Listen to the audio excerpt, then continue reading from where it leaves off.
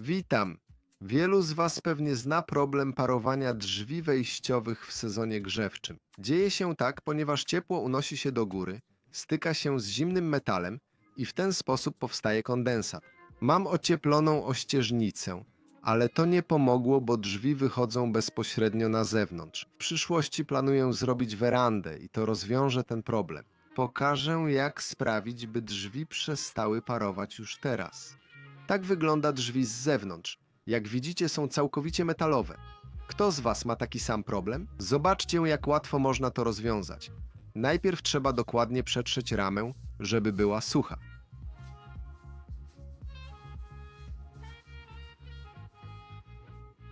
Następnie mierzymy górną wewnętrzną długość ramy oraz szerokość samego profilu, z którego jest wykonana. Wychodzi 730 na 40 potem ramy.